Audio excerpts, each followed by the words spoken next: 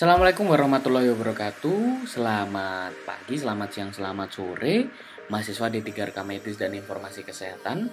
Jadi untuk hari ini kita di pertemuan yang ke-10 untuk mata kuliah aplikasi perangkat lunak rekam medis di Fasyankes.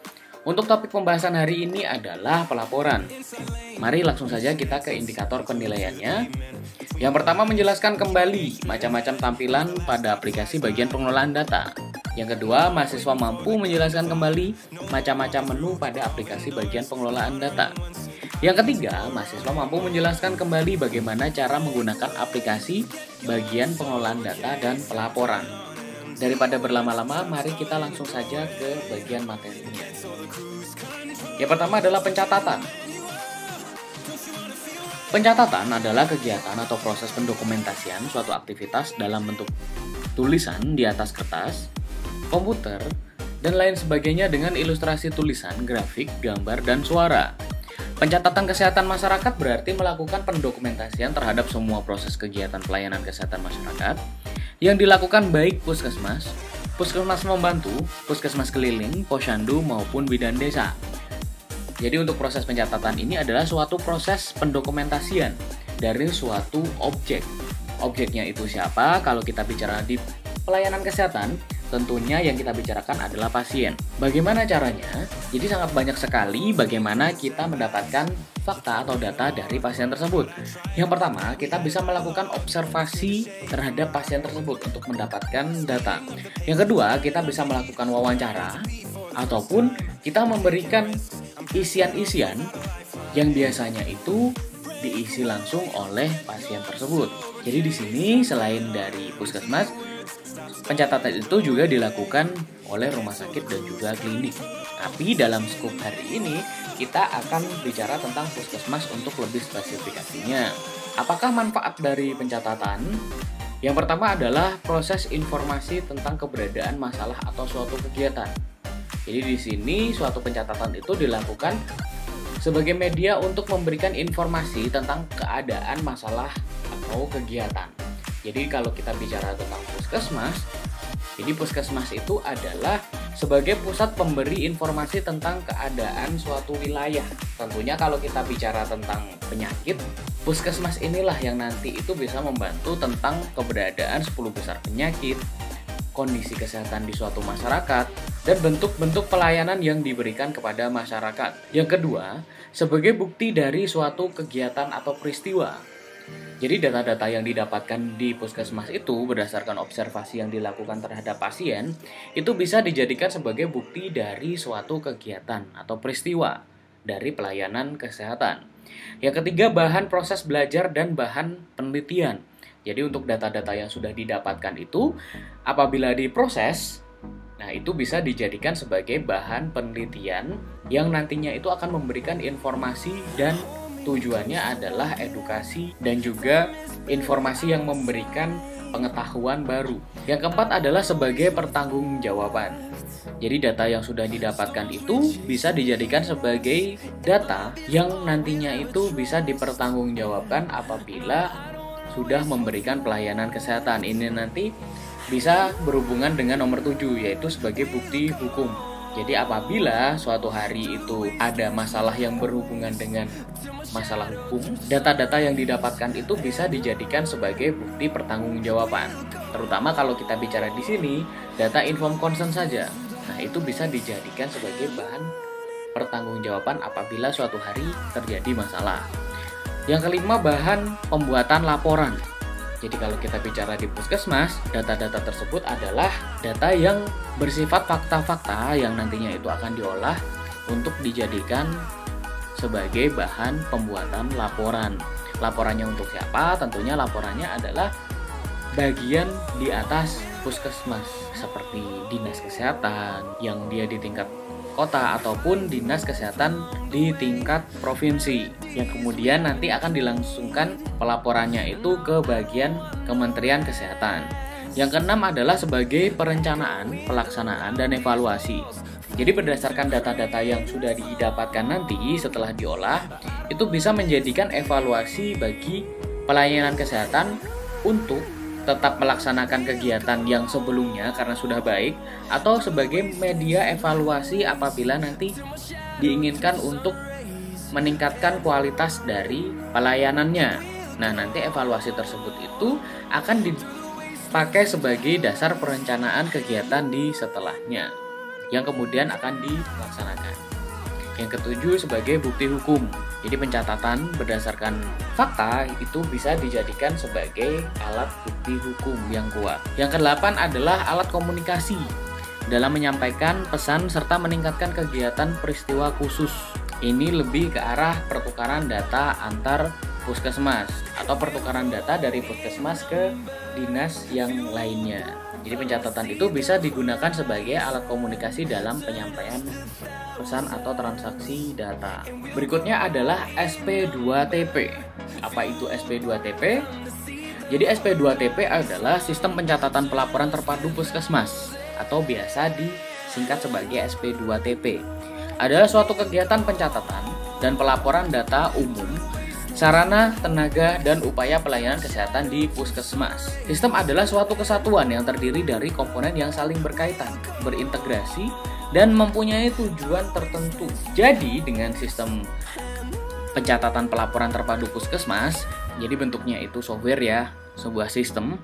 Jadi untuk SP2TP ini dia nanti akan berhubungan dengan kegiatan pencatatan atau semua data itu entah data umum, data tentang sarana-sarana yang dimiliki oleh puskesmas tersebut, tenaga yang dimiliki itu siapa saja, jumlahnya ada berapa, dan juga upaya pelayanan kesehatan seperti bentuk-bentuk pelayanan kesehatan yang diberikan pada puskesmas tersebut. Jadi mereka nanti itu dengan adanya SP2TP ini dari pelaporannya nanti akan dilaporkan ke manajemen yang lebih tinggi agar nantinya itu bisa diolah, terus kemudian datanya nanti akan dibagikan kembali ke masyarakat. Jadi untuk kasta tertingginya di sini adalah di Kementerian Kesehatan. Jadi dengan adanya aplikasi SP2TP ini nanti data-data yang dikolek oleh puskesmas itu akan dikirimkan ke Kementerian Kesehatan untuk dilakukan pengolahan yang lebih kompleks lagi yang menghasilkan informasi yang kemungkinan nanti itu akan berguna untuk masyarakat, seperti halnya penyakit yang ada di situ ataupun program-program yang berhubungan dengan keseluruhan program yang ada di puskesmas. Apa saja hal yang dicatat dan dilaporkan pada SP2TP? Yang pertama adalah demografi atau kependudukan di wilayah kerja puskesmas. Jadi demografi yang ada di situ, karena demografi itu berkembang ya, itu pastinya akan dilaporkan di aplikasi SP2TP tersebut. Yang kedua adalah ketenagaan di puskesmas.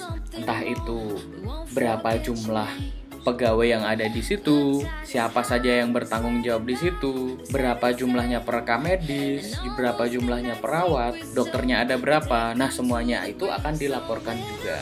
Yang ketiga adalah sarana yang dimiliki puskesmas. Untuk sarana yang dimiliki puskesmas ini akan dilaporkan prasarana apa saja yang dimiliki oleh puskesmas dalam menunjang pelayanan kesehatan di puskesmas. Yang keempat adalah kegiatan pokok puskesmas. Jadi program-program seperti apa yang ada di puskesmas itu nantinya itu akan dilaporkan juga. Yang kelima adalah laporan SP2TP mempergunakan sistem tahun kalender. Jadi untuk pelaporannya itu akan ada rentang waktu tertentu untuk melakukan pelaporan menggunakan aplikasi SP2TP. Nanti akan dijelaskan di slide berikutnya kapan waktunya puskesmas itu memberikan pelaporan. Hal-hal yang mendasari dari pelaporan tersebut adalah data kesehatan prioritas yang disesuaikan dengan Renstra Kementerian Kesehatan tahun 2015 sampai 2019. Yang kedua adalah SPM, kabupaten atau kota dan provinsi. Yang ketiga adalah perkembangan program kesehatan. Yang keempat, komunikasi data harus mengakomodir kebutuhan data program. Yang kelima, komunikasi data sebagai optimalisasi integrasi data kesehatan. Jadi 5 dasar ini yang digunakan sebagai dasar untuk pelaporannya. Ini adalah aliran data internalnya. Jadi ketika pasien datang, jadi sumber informasinya itu berada di pasien. Pasien tersebut diklaster menjadi 2 bagian. Yang pertama, gawat atau tidak gawat. Apabila pasien tersebut adalah pasien gawat, maka langsung diberikan tindakan. Setelah tindakan itu selesai, maka apakah pasien tersebut itu membutuhkan obat atau tidak. Jadi kalau misalkan pasien tersebut itu tanpa resep, jadi tidak butuh obat, apakah dia itu harus dirujuk atau boleh pulang. Tapi kalau misalkan pasien tersebut itu harus membutuhkan obat, itu dengan catatan pasien dengan resep, itu maka akan diarahkan ke apotek terus kemudian pulang. Terus kemudian untuk pasien yang tidak gawat, maka dia diwajibkan untuk antri di loket untuk mengambil antrian, biasanya seperti itu. Terus kemudian diklaster lagi, apakah dia itu pasien umum atau pasien dengan asuransi kesehatan atau program. Kalau misalkan dia itu pasien umum, maka dia nanti akan diwajibkan untuk membayar uang untuk administrasinya. Tapi kalau misalkan dia adalah pasien dengan asuransi kesehatan atau dengan program, maka dia nanti tanpa melewati kasir. Jadi nanti setelah pasien tersebut sudah diklaster berdasarkan pasien umum atau pasien asuransi tersebut, untuk pelayanannya itu pasti sama. Kalau misalkan dia ingin mengecek kesehatan langsung ke laboratorium, maka dia akan diarahkan ke laboratorium yang kemudian diarahkan ke poli. Kalau misalkan dia langsung ke bagian poli, itu nanti pasiennya langsung diberikan arahan menuju ke polinya. Kalau misalkan pelayanan kesehatannya itu sudah selesai, apakah dia itu pasien resep atau pasien tanpa resep. Kalau misalkan dia tidak butuh obat, tidak memerlukan obat setelah pelayanan, dia nanti akan ke rujukan ataupun pulang. Tapi kalau misalkan dia itu harus diberikan obat, dia nanti akan diarahkan ke apotek dengan resep yang sudah diberikan, kemudian pulang. Nah, aliran data-data tersebutlah nanti yang akan dicatat sebagai bentuk pelayanan kesehatan yang diberikan. Jadi kalau misalkan pasien tersebut di loket, itu biasanya kan yang ditanyakan mengenai data informasi pasien tersebut. Kalau misalkan pasien tersebut sudah pernah berkunjung ke puskesmas sebelumnya, maka biasanya itu pengisian formulir yang banyak itu akan di skip. Tapi kalau misalkan dia adalah pasien yang baru, maka dia harus mengisikan informasi yang berhubungan dengan identifikasi pasien tersebut, mulai dari nama lengkap, alamat, dan informasi yang lainnya. Nanti kalau sudah, dia nanti akan dirujuk ke poli untuk diobservasi. Mungkin bisa menggunakan anamnesis ataupun mungkin pemeriksaan fisik yang lainnya. Nanti informasi-informasi yang diberikan di situ akan menjadi informasi penting yang akan dituliskan di rekam medis untuk dilakukan pelaporan. Jadi banyak step di situ. Nah, informasinya itu yang nantinya itu bisa sebagai dasar untuk pemrosesan yang akan dilaporkan ke pusat. Contohnya adalah misalkan berdasarkan kunjungan pasien tadi, kita bisa melihat berapa jumlah kunjungan pasien per harinya, per minggu ataupun per bulan. Terus kemudian dari penyakitnya tadi, kita bisa mengecek 10 besar penyakit yang terjadi di puskesmas tersebut. Seperti itu. Oke, berikutnya adalah integrasi pertukaran data. Untuk integrasi datanya ada rumah sakit, puskesmas, praktek dokter, apotek, BPJS, labkes, asuransi, industri, farmasi, dan juga stakeholder yang lainnya. Itu nanti untuk data keseluruhan nanti akan dipertukarkan di situ. Ini adalah ruang lingkup yang nantinya itu ingin diimplementasikan. Kemudian data tersebut itu akan disimpan di DWH atau data warehouse. Jadi untuk data warehouse ini adalah media penyimpanan sebagai penanggung jawab dari penyimpanan keseluruhan data. Ini jadi keinginan yang lebih besar lagi adalah pertukaran data yang di semua ini. Saya akan menjelaskan alur data dalam komunikasi data yang terjadi untuk pelaporan. Data tersebut itu diawali dari Dinkes kabupaten atau kota. Mereka melakukan pengumpulan, pengisian, dan pengajuan data. Untuk pengumpulan datanya, mereka mendapatkan data itu dari puskesmas, rumah sakit, klinik, ataupun pelayanan kesehatan lainnya. Kemudian mereka melakukan pengisian, yang biasanya itu sudah ada formnya yang dari Dinkes provinsi. Terus apabila datanya sudah lengkap, mereka melakukan pengajuan data. Jadi dari Dinkes kabupaten atau kota mereka melakukan pengajuan data yang sudah diisi, kemudian dari Dinkes provinsi mereka melakukan validasi. Apabila validasi tersebut itu disetujui, maka akan diteruskan ke bagian pusat. Kalau di sini kita bisa bilang di kementerian. Terus kemudian apabila dari proses validasi itu tidak berhasil atau tidak disetujui, maka data tersebut akan dilaporkan dan dikembalikan lagi ke Dinkes kabupaten atau kota untuk dilakukan perbaikan. Setelah perbaikannya itu selesai, nanti mereka akan melakukan pengajuan lagi. Apabila proses validasinya itu sudah disetujui, maka data tersebut itu akan diteruskan ke bagian pusat untuk dilakukan penyimpanan. Dari penyimpanan mereka nanti akan disajikan dalam bentuk tabel untuk dikelola, biasanya seperti itu. Kemudian dari bagian penyimpanan itu akan disajikan dalam bentuk tabel-tabel. Kemudian dari bentuk tabel-tabel tersebut itu dilakukan proses verifikasi lagi dari bagian pusat. Jadi kalau misalkan datanya itu sudah sesuai atau sudah diverifikasi dan benar, itu akan ditampilkan dalam bentuk dashboard. Dashboard itu adalah tampilan seperti grafik ataupun visualisasi lainnya yang bisa membantu dalam analisis data. Tapi kalau misalkan proses verifikasi tersebut itu gagal, maka akan dikembalikan langsung ke bagian Dinkes kota atau kabupaten untuk dilakukan perbaikan lagi. Di bawah ada keterangannya paling lambat tanggal 10 pada bulan berikutnya. Terus kemudian di Dinkes provinsi paling lambat tanggal 15 pada bulan berikutnya. Untuk di bagian pusat itu paling lambat tanggal 18 pada bulan berikutnya.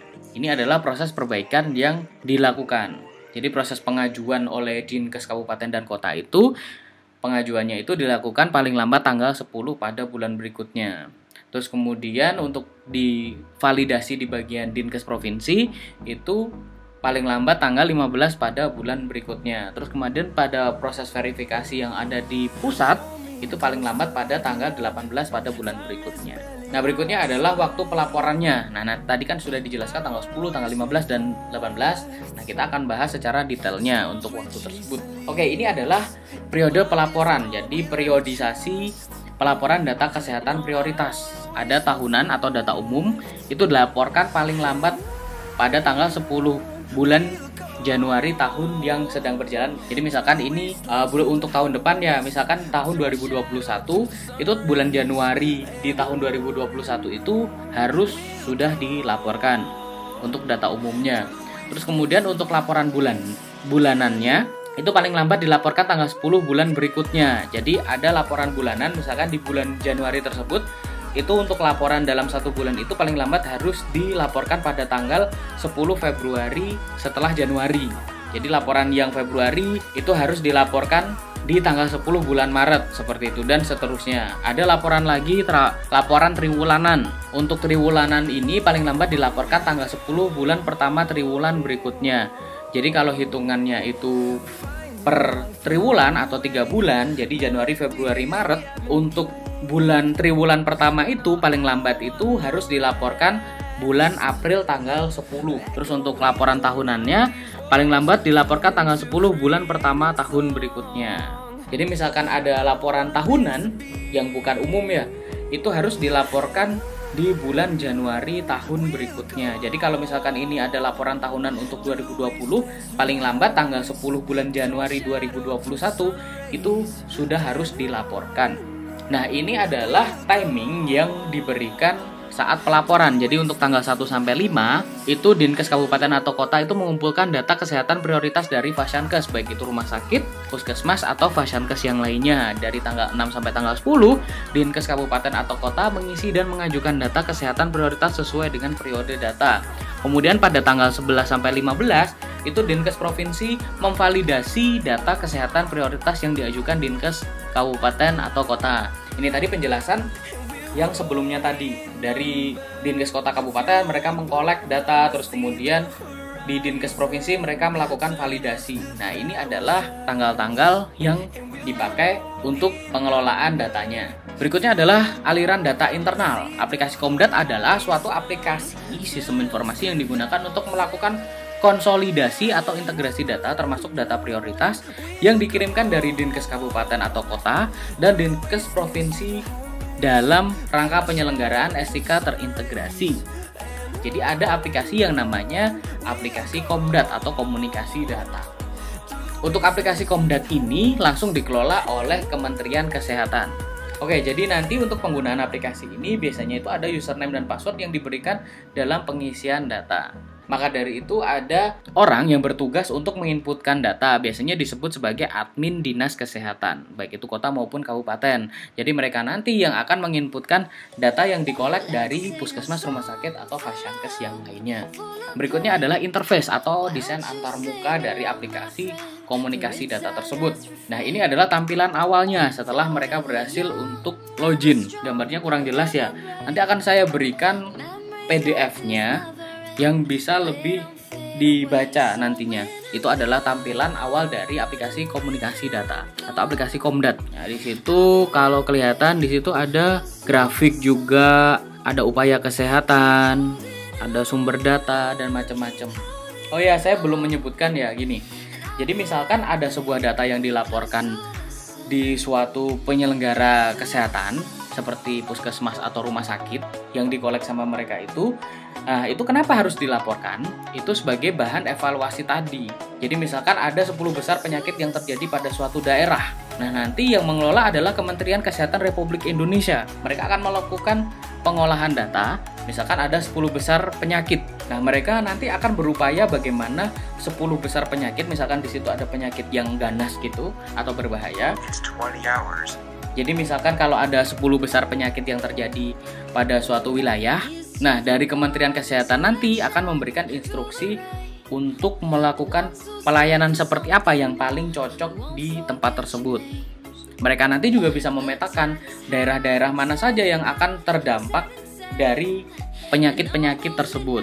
Penyuluhan-penyuluhan seperti apa yang harus diberikan pada lokasi tersebut, atau sosialisasi kegiatan seperti apa yang harus diberikan untuk meningkatkan kesehatan yang ada di masyarakat atau wilayah tersebut. Nah, berikutnya di situ ada tampilan apa ya, tidak terlihat ya di situ ya. Oke, untuk tampilannya nanti akan saya skip ya. Ini adalah grafik tadi, grafik dashboard. Nah, di bagian dashboard nanti akan menampilkan grafik seperti ini. Ini adalah grafik dashboard per provinsi.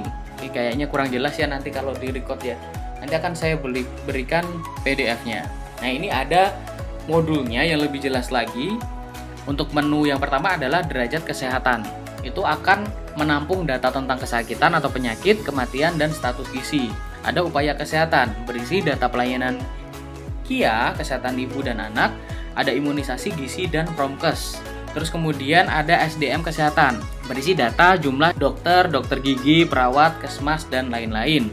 Terus di situ ada menu puskesmas, berisi data identitas, kondisi, dan lain-lain, serta registrasi dari puskesmas. Nah, ini adalah bentuk entry data yang dilakukan. Ini adalah contoh data Provinsi Sulawesi Utara, variabel kunjungan K1, K4, dan persalinan ditolong tenaga kesehatan. Kodenya PN. Pelaporan bulan ini di entry cangkupan kumulatif bulan sebelumnya. Tapi di situ seharusnya tidak. Sistem yang akan otomatis mengakumulasi sehingga capaian per November mencapai lebih dari 100%. Nah, ini adalah contoh dari pelaporan yang diberikan. Itu adalah grafik dari persentase atau cangkupan indikator berdasarkan kabupaten yang ada di Provinsi Sulawesi Utara. Nah, untuk di situ data pengklasterannya berdasarkan cangkupan K1, K4, dan PN. Ini adalah katalog dari Pusdatin. Jadi berdasarkan data-data yang sudah dilaporkan oleh puskesmas, dari rumah sakit, dan juga fasyankes lainnya, itu nanti akan disajikan di bagian katalog Pusdatin atau katalog layanan pusat data dan informasi. Ini bisa diakses di bagian pelayanan punyanya Kementerian Kesehatan. Di situ ada colocation, ada akses office, email, hosting, domain atau subdomain, live streaming, akses Sigda generik, video conference, tanda tangan digital, data dan informasi, dan registrasi puskesmas. Ini adalah fitur-fitur yang diberikan dari kementerian dalam menjalankan upayanya untuk menciptakan peningkatan kesehatan yang ada di Indonesia.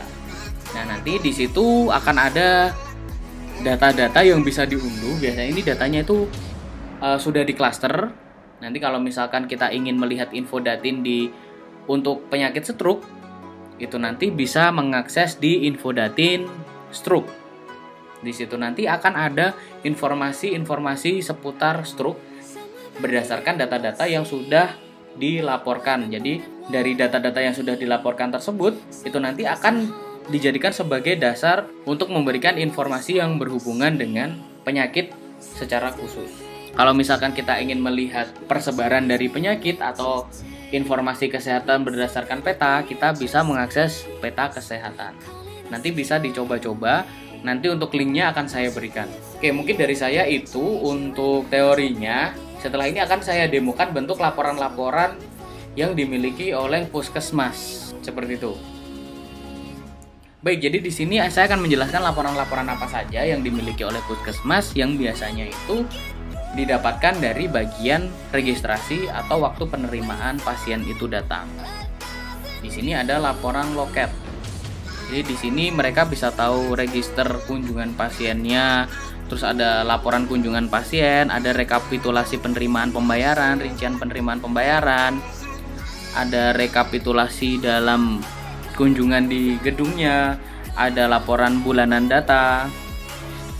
Nah, ini adalah bentuk-bentuk menu laporan yang didasarkan pada penerimaan pasien.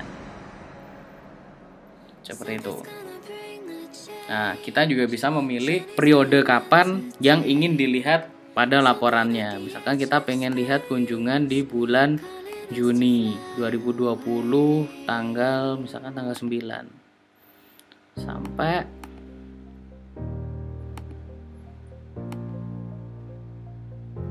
misalkan bulan Juli tanggal 2. Ini ada klaster umur, pengen dilihat umurnya berapa.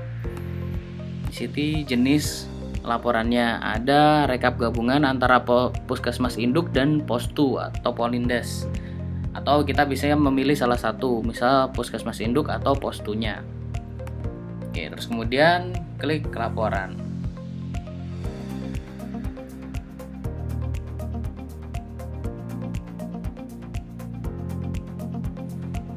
Nah, nanti akan ditampilkan laporan kunjungan pasien pada rentang waktu tersebut.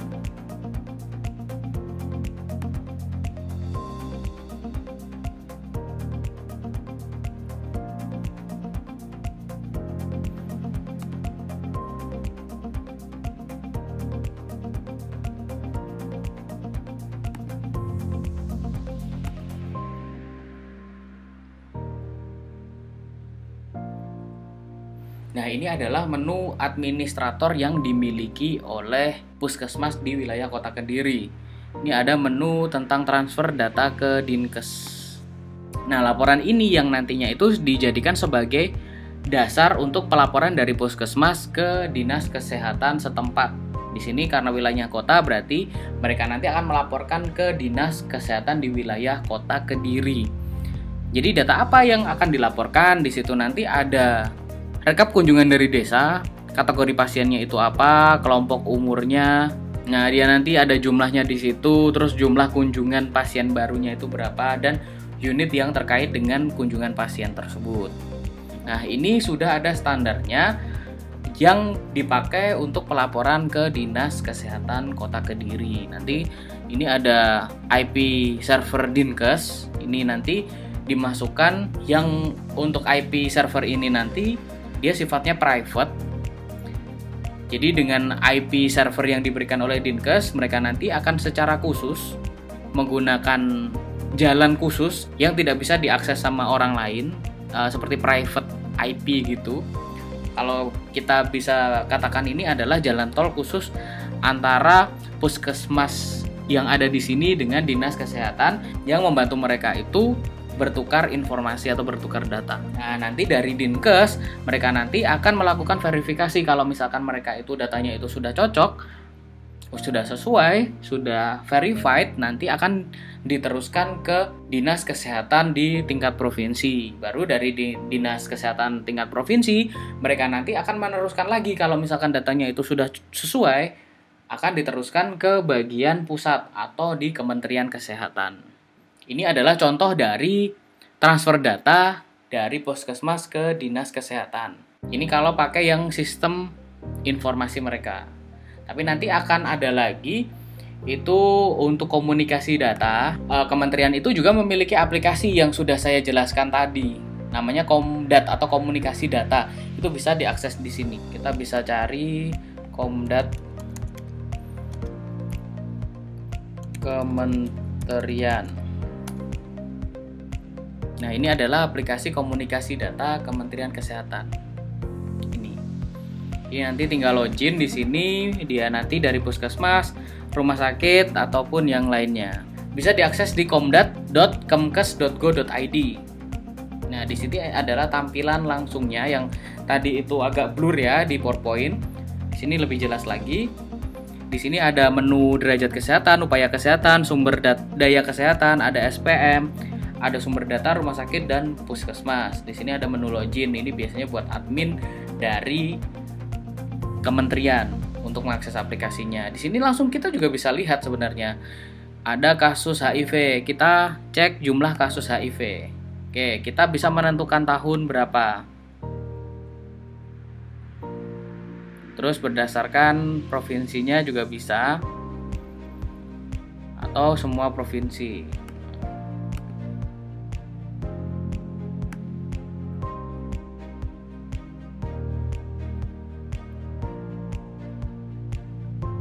Seharusnya mereka nanti itu akan menampilkan grafik tentang jumlah dari penyakit HIV. Nah, ini adalah grafik dari pelaporan yang sudah diberikan masing-masing wilayah tadi. Jadi dari puskesmas, dari rumah sakit yang ada di suatu kota, mereka melaporkan ke dinas kesehatan. Dari dinas kesehatan kota atau kabupaten, mereka meneruskan ke dinas provinsi. Setelah dari dinas provinsi, mereka nanti akan langsung dilaporkan ke kementerian. Nah, seperti paparan yang seperti ini, grafik-grafik seperti ini yang akan ditampilkan. Nah, kita bisa tahu di situ jumlah kasus HIV yang terjadi per provinsi. Atau kalau misalkan kita mau klaster juga bisa. Tadi ini ada per pulau dan juga per provinsinya. Gitu. Misalkan kita mau ngecek per Pulau Jawa.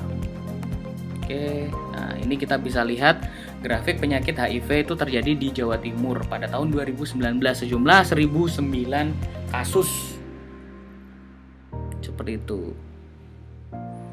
Nah, kita juga bisa melihat data-data yang lainnya, ada case notification rate atau semua tipe per 100.000 penduduk. Jadi kita bisa melihat kasus yang terjadi per 100.000 penduduk.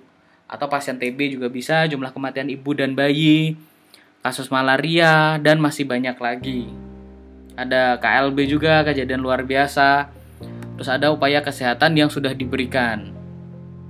Di sini kita bisa melihat persentase-persentase upaya kesehatan yang sudah dilakukan oleh kementerian ataupun dari kementerian pelaksananya adalah puskesmas dan juga rumah sakit yang ada dalam suatu wilayah. Kita bisa lihat di sini.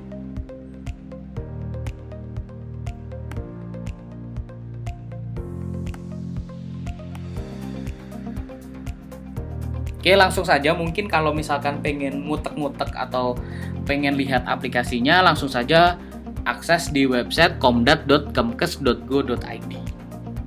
Ini datanya valid ya. Datanya didapatkan dari puskesmas dan juga rumah sakit yang ada di Indonesia. Ini dari data paling akhir adalah 2020, data paling lama adalah 2017. Seperti itu. Ini ada per kepulauan, ada per provinsi. Mungkin itu saja dari saya. Apabila ada yang ingin ditanyakan atau didiskusikan, silahkan langsung di grup kelas. Terima kasih atas perhatiannya, semoga bisa bermanfaat. Saya akhiri, wassalamualaikum warahmatullahi wabarakatuh. Langsung kita ke bagian diskusi di kelas. Terima kasih.